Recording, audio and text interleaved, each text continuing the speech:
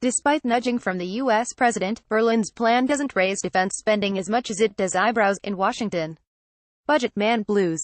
Source: Bloomberg. This Friday, when Berlin presents its draft 2019 budget, Germany will be set to comply with the Maastricht criteria for the first time in nearly 20 years. But little in those 1,400 pages, which includes the country's financial planning through 2022, is likely to go down well in Washington.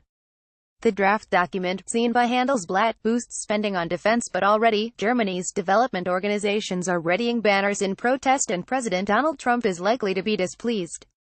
Earlier this week, media in the United States reported he had written to Chancellor Angela Merkel and other European leaders, urging them to do more to meet their NATO spending pledge ahead of a summit next week in Brussels. Olaf Scholz, the Social Democrat finance minister, plans to raise money for defense to €42.9 billion, $50 billion, a €550 million increase, which still leaves Berlin behind its NATO peers. That sum is 1.3% of Germany's GDP rather than the 2% target for the organization's members. Berlin had promised to do better, though the closest thing to a commitment so far was Chancellor Angela Merkel's promise to reach 1.5% of GDP by 2024. Nor will the defense increase kick in until 2021 and 2022.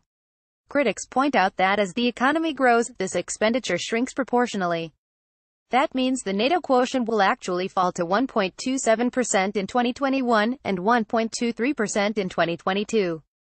It isn't only defense. Berlin will also spend less than hoped on development, when measured by the International Official Development Assistance Target that's recommended by the OSCE, as government aid designed to promote the economic development and welfare of developing countries. Germany will spend 0.5% of GDP, less than the 0.7% proposed. Berlin only met this target in 2016 thanks to higher expenditure on refugees. Development Minister Gerd Müller told Handelsblatt he was disappointed with the draft and would be unable to carry out all of his programs, such as tackling the roots of displacement in Africa and the Middle East. On Wednesday, development organizations were already planning protests.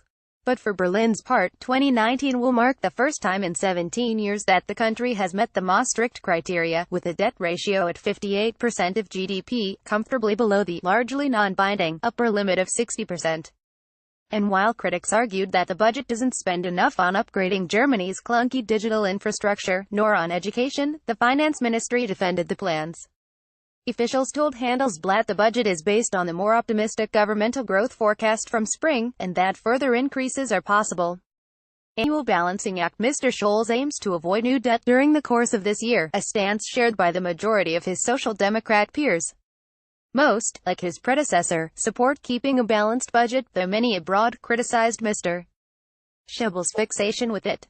But keeping debt down also helps minimize the finance ministry's spending on interest, at least for now. This will stay below €19 billion this year and next, until rates change.